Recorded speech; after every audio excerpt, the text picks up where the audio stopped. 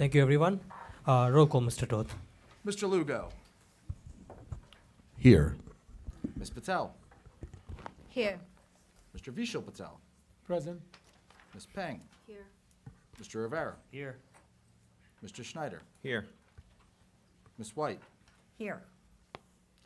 Mr. Romano. Here. Mr. Biro Patel. Here. You have a quorum. Right. Opening statement.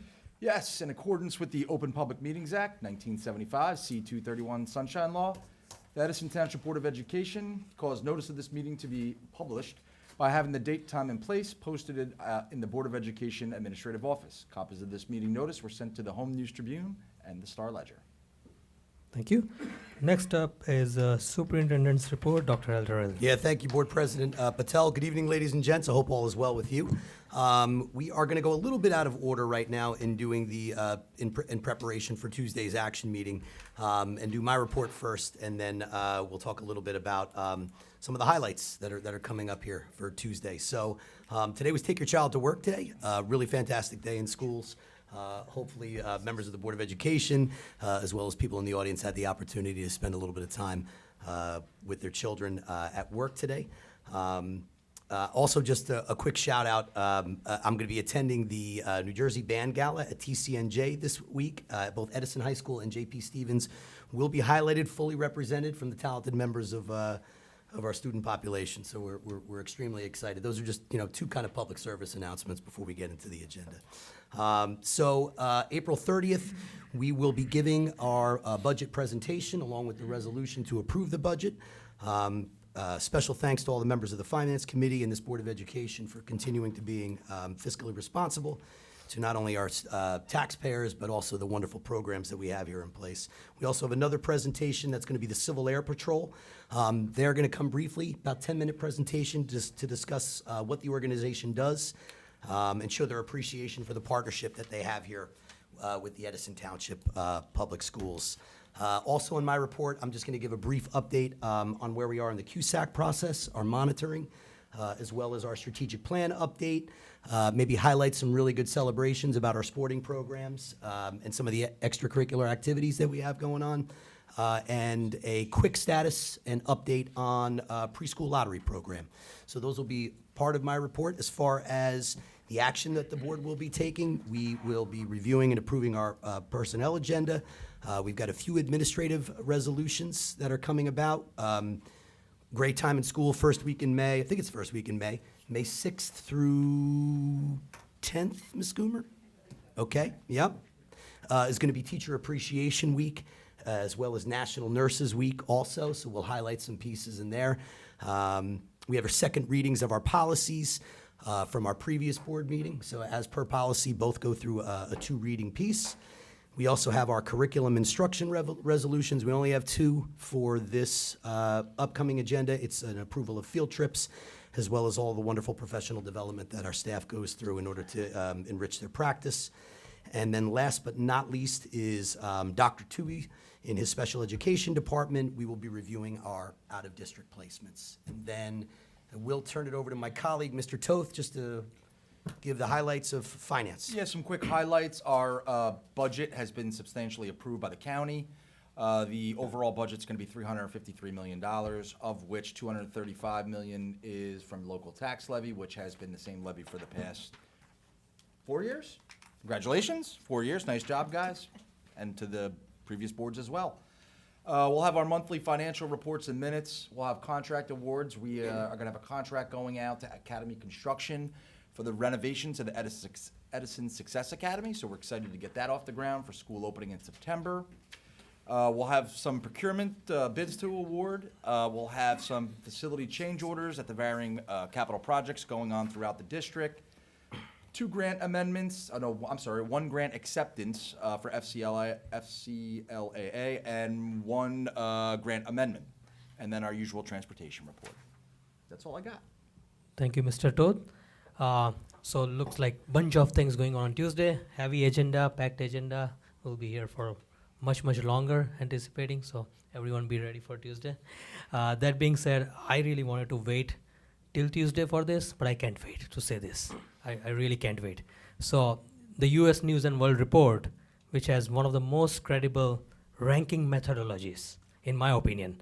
They just came out with their latest high school rankings, and JP Stevens ranked 27th out of all the schools, higher than Princeton High School, higher than Montgomery High School, higher than Westfield High School, and so many other reputable high schools. One of the criteria used for ranking was AP participation rate, but only 59% of JP students passed one AP test. If we improve the score, then just imagine that, how can the JP, where will the JP rankings will be? There are other criteria come into place, but think of this. The percentage of students who had passed that one AP exam at EHS was 36%, so we got work to do there. So as a district, needless to say, it impacts Edison High School rankings as well. So we got work to do there. But JP Stevens, the students, to all the students, incredible job. You make us feel proud. Assemblyman Karbinchak also posted on social media yesterday that he's proud of his alumni, where he went, his children went, and so many of us are proud about that. So really could not wait to announce this, and which everyone must have seen this now, so far by now, 27th. So that brings us to our commitment, and we'll talk more about it on Tuesday.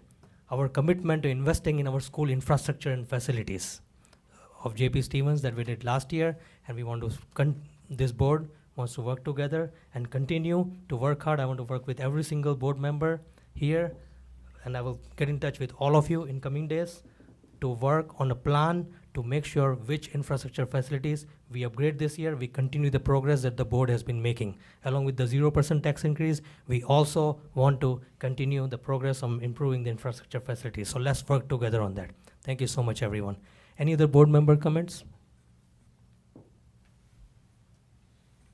Saying none? Oh, Mr. Lugo, yes. Yeah, I just have a comment about the Civil Air Patrol. And the only thing I can say is I'm very happy to see that they're coming to do a presentation. I'm very familiar with their mission and the activities. And one thing I could say is the Civil Air Patrol, and if anybody hasn't heard of the Civil Air Patrol, I really encourage you to research it. It's probably one of the best leadership programs that a young person could actually partake in. And I'm very thrilled to see that they're coming to speak. Great. Awesome. Anyone else? All right, thank you, everyone. We will now open it up for public comments. Tarendra. No, you can go to the mic. My name is Tarendra Lakankar. I'm a PhD and working in the field of education and training at City University of New York past 20 years, and happy resident of Edison Township. I have two questions basically related to the Edison High STEM Academy. My first question about that is that given the current prerequisite of reaching geometry by 8th grade for Edison High, can the board elaborate how this criteria ensure a fair and equitable admission process for students, including late entrant and transfer student in a Edison school district? My second question that, similarly, Middlesex Academy uses combination of assessment, exams, and interviews for admissions. Can similar thing considered in the Edison High STEM Academy? Thank you. So, thank you. So yeah, since you're a PhD, I'm sure you have very well thought of before speaking about this. I'll let Dr. Alderelli answer this. And without getting into a back and forth, it's definitely a conversation for our Chief Academic Officer, Mr. Conan. I mean, we do pride ourselves on having pretty strict requirements in capacity to this, but you brought up some good points in relationship to late entry and students that come a little bit later or for coming from another district. So let's definitely continue the conversation. If you have a couple minutes right after, prior to going to closed session, I'll come over and talk with you. Perfect. Sound good? Great. Thank you. Next, Mr. Mara.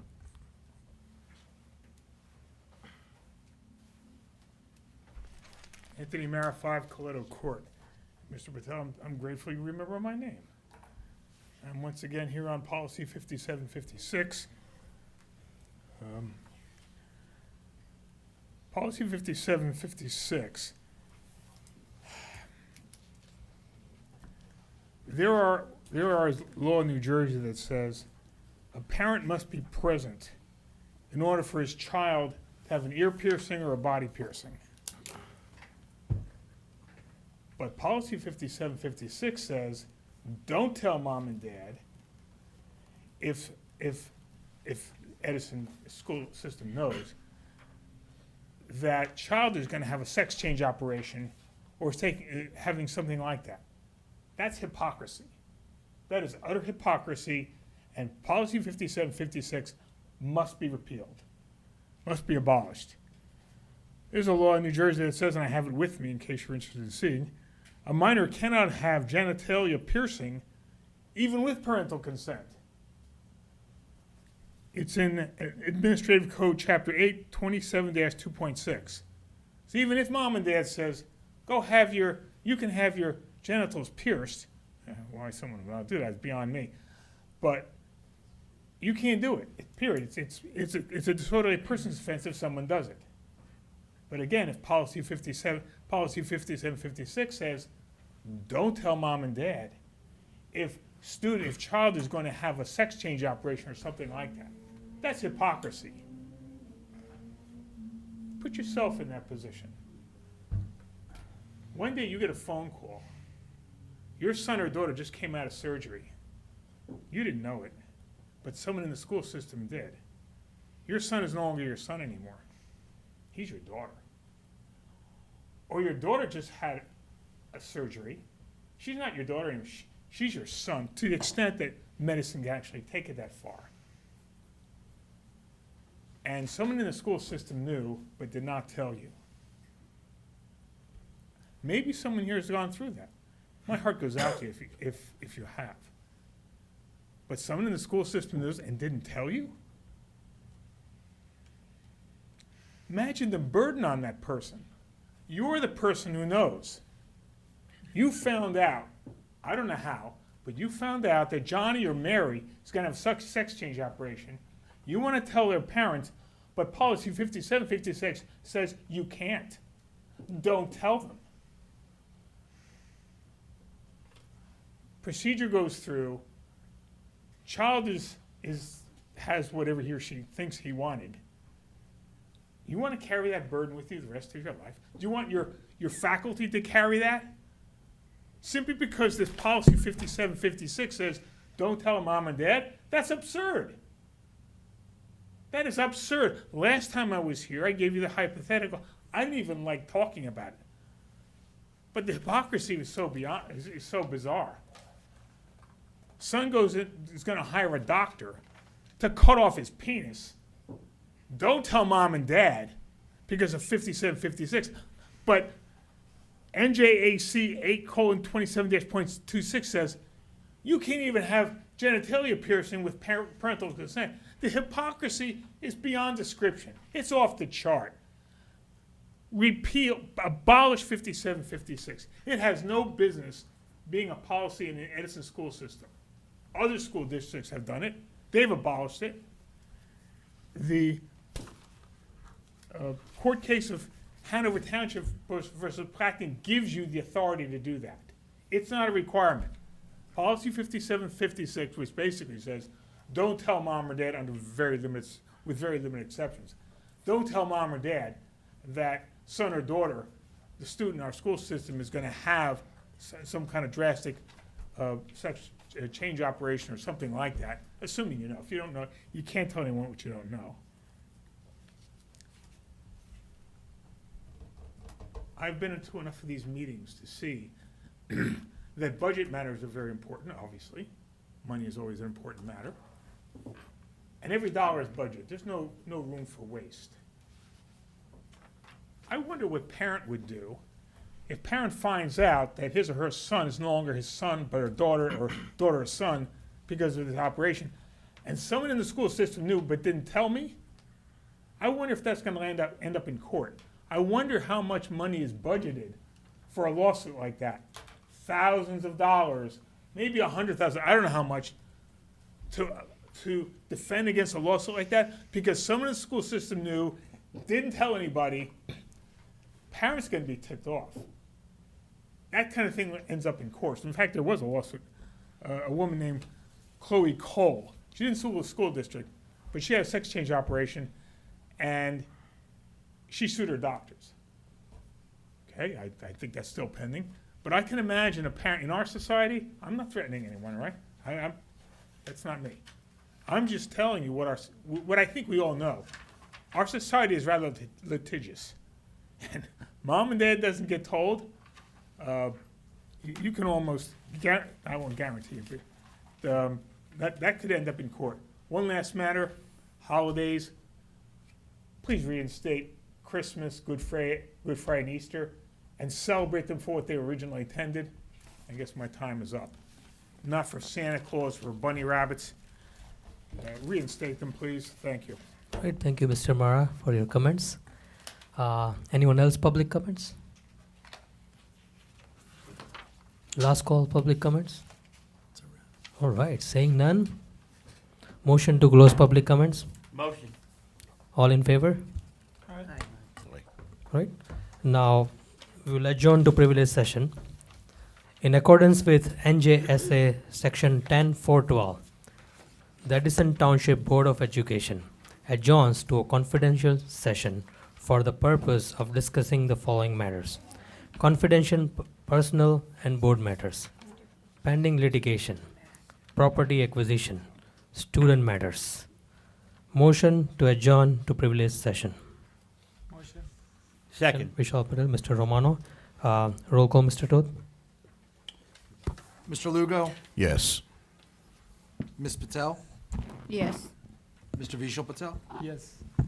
Mr. Rivera, Yes. Mr. Schneider, Yes.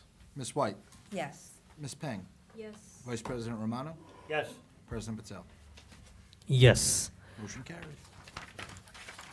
The meeting is adjourned. We will go to privilege session, and today we really don't expect to come back. Thank you.